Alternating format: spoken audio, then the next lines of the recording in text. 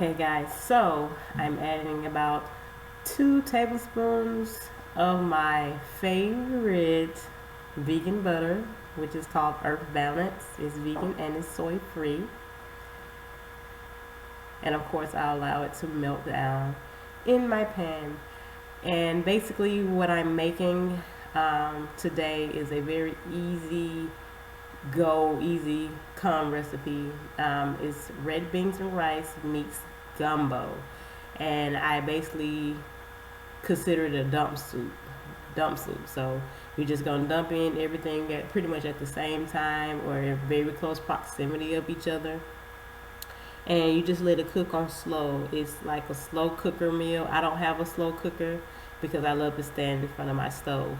However, you can dump everything in the slow cooker and it's good to go. So my butter is just about melting. And this week I just really didn't have time to buy the veggies and cut them up and things of that nature. So I basically grabbed the frozen vegetables, and I really wanted the gumbo mix. The store that I shop at is it has a gumbo mix, and it has okra, corn, red peppers, green peppers, and things of that nature, and it's actually really good as a gumbo starter. So I said, why not use it instead of buying a whole bunch of fresh produce and save me a little time and a little money. So here I am getting ready to open up the package, and I used 2 packs of the gumbo mix. It has onions, peppers, celery, green peppers, red peppers, okra, corn. Did I say celery already? So I started my soup a little different. No carrots, guys.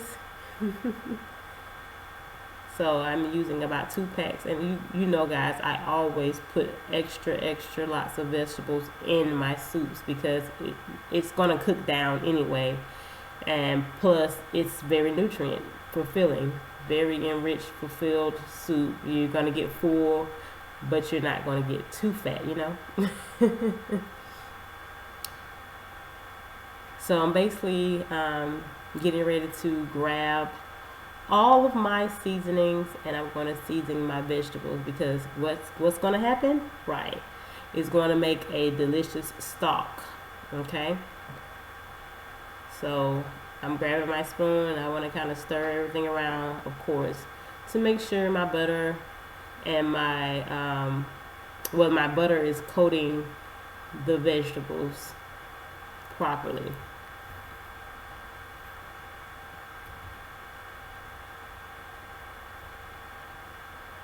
Okay. And because they're frozen vegetables, I did give it a minute to kind of steam down after seasoning my vegetables.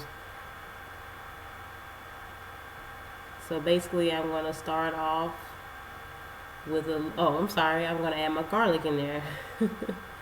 And I'm adding about 2 tablespoons of garlic. I love garlic. Garlic has so many healthy factors to it.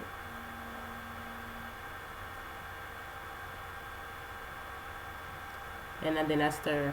And again, because of the pan, I tend to stir every time I add something new, just to make sure that nothing's burning at the bottom of the pan.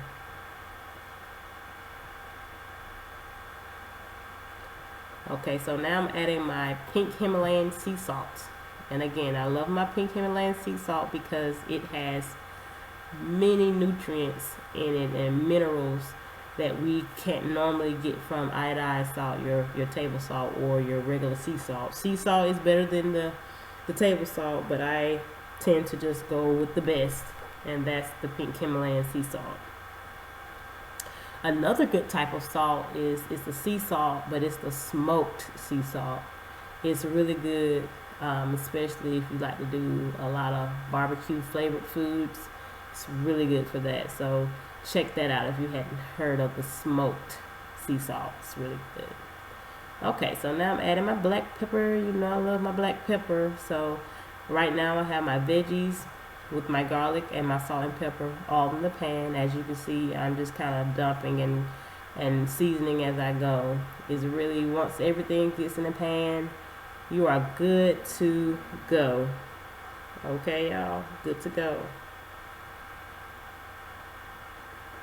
All right, so now I'm adding in my onion powder. And again, I'm very generous with the amount of salt, not salt, but seasonings that I use because, of course, most of my soups are water based instead of stock based, and I'm making stock with my veggies.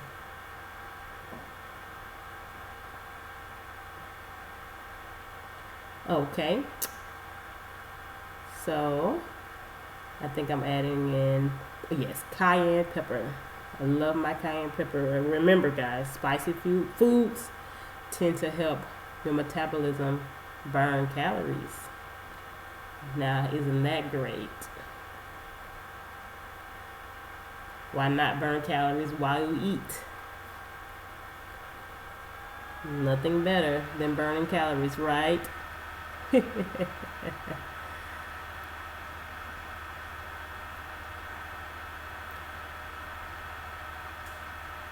And I'm probably grabbing something at this point. I'm not sure what I'm grabbing, but at this point, okay, I see what I got. I have my garlic powder. Yes, I put garlic powder and regular garlic. Garlic powder has more of a smoky flavor to me, so it brings something a little different to the dish than just garlic alone. So even when I do my onions, I still add my onion powder. It's just one of those things. Now add in some adobo by Goya. Adobo, that's Adobo, honey. It is life. Okay, it gives me life. I love that stuff. It's really a all-purpose seasoning. So of course I'm stirring, and as you can see, it's a little thick, and that's due to the okra, the slime in the okra. And for those of you guys who are intimidated by the okra slime, whenever you mix okra in with like a tomato base or something that's acidic, it gets rid of the slime. It's like this great chemical reaction. So right now I'm grabbing about a teaspoon of cumin, ground cumin. So yay, I love cumin, and I love cumin and cayenne pepper together. Yeah. So I stir. I have to get those flavors incorporated and make sure things aren't burning. Right.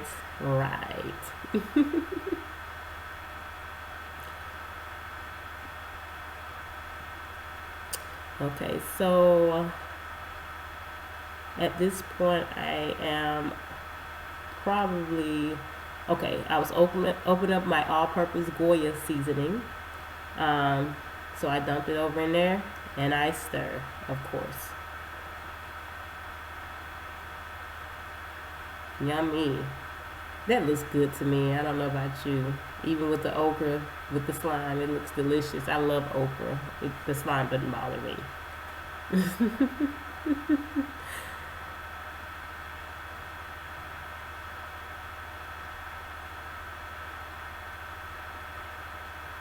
So I'm explaining to Periscope at this point what I'm doing because I do live Periscope videos.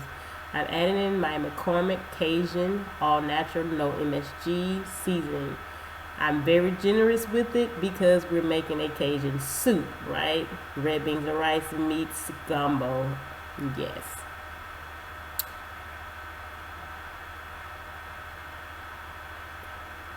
So if you guys are not following me on Periscope, I would gladly appreciate your presence. Periscope at the Curry Vegan, okay? I do live shows of me cooking. You can ask questions and things of that nature. So right here, I'm just showing my Periscope family what it looks like.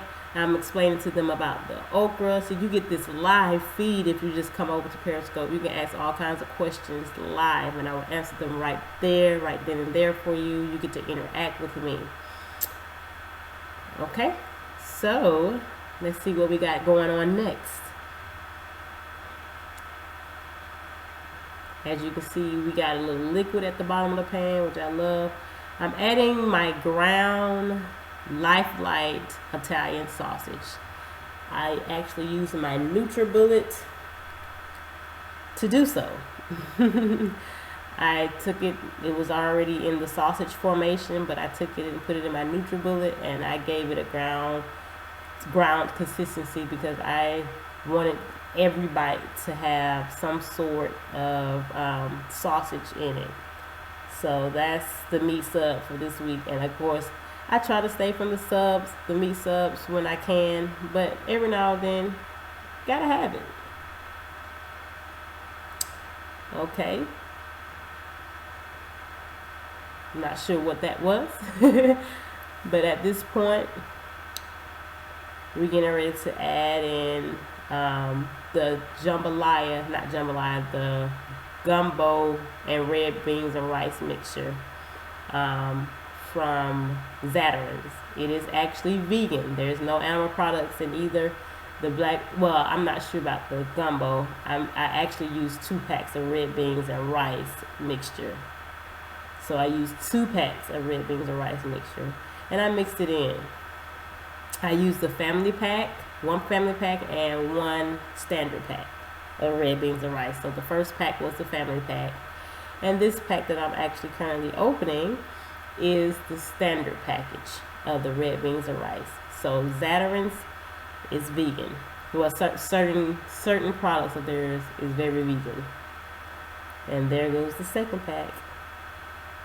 Yummy. Oh, gosh, I love Zatarain's. Zatarain's. Again, dump soup. I just have a habit of just wanting to stir everything in. But this is truly a dump soup.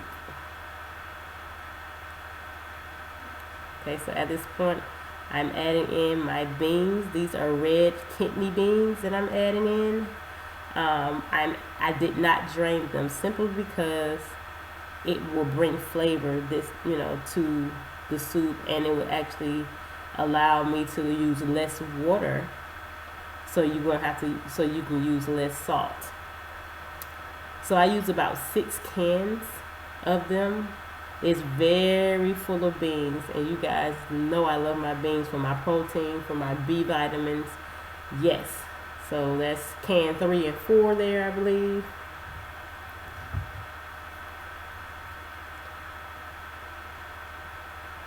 And I had to stop and stir.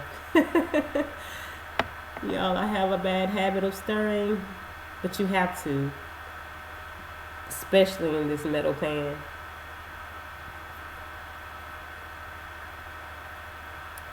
It looks like a lot of beans, right, guys? But it's not. Like, I could actually use another can of beans, but to each his own. And there's my diced tomatoes. And I think I did 3 cans of diced tomatoes. So I did 6 cans of red kidney beans and 3 cans of diced tomatoes. Yummy. Just dump it all in, guys. Oh my gosh. And remember the importance of stirring a dump soup, because first of all, you want to get all your flavors incorporated, and you don't want some of your ingredients just sitting at the bottom of your pan burning. So you would need to stir it occasionally. But I currently, at this point, I have the heat pretty much on a low setting, because I really want it to be a slow cooker type effect. Like, I was able to touch the pan at that point, so it wasn't that hot.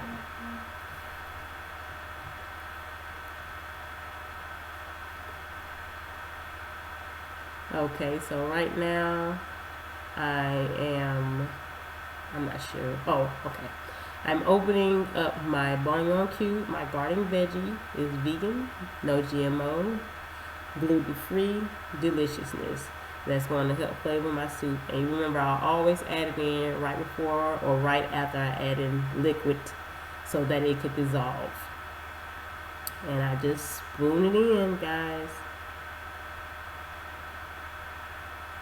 Yummy. I love that stuff. Oh, and it's so low in sodium.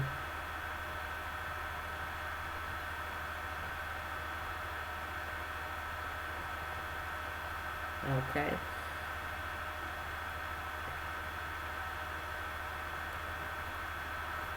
And then I'm going to grab me some water, I believe.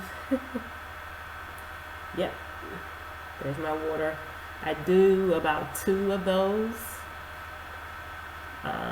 just to fill the pan up to almost the top. Not quite the top though. So I think I use about 2 of those, yeah. And then I stir, I stir, I stir it again, I stir it again. Just a little kitchen humor. Oh my gosh, doesn't this look so delicious, guys? Oh my god. So at this point, I'm explaining to my Periscope family yet again about what I'm doing. I'm telling them about the good things. They get the one-on-one chat with me. I'm answering questions. So please follow me at Periscope at The Vegan.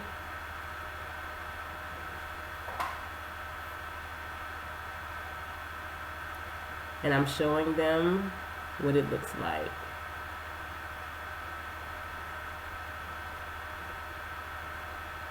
This is amazing. And you literally notice right away the less slime that you deal with. And I just got the excess Zatarain's off because it did clump onto my spoon, which is a normal effect when you add it directly before your liquids. So last but not least, I do believe I'm going to add a can, there it is, a can of tomato paste. The tomato paste gives me a richer tomato flavoring. It also cuts some of the bitterness out because tomatoes can actually be bitter and tomato paste is actually sweeter. So I do that to cut a little bit of the bitterness out. So I use that can of tomato paste. And I added it in last because it's going to completely dissolve as the mixture heats up. Did you see how that cooked down so deliciously? Oh my gosh, it looks so great. So I put the black rice in just to add some antioxidants to my soup because I'm in love with the antioxidants. I'm in love with the I'm in love with the antioxidants. Okay. Y'all know, I ain't got no sense. And I added a little bit more water just to make sure that I have enough liquid to cook the black rice. And here is the final product. I hope you guys enjoyed the Cajun soup, red beans and rice meets gumbo. Toodles, guys. Make sure you subscribe, you like, and you comment. Thank you. I love you.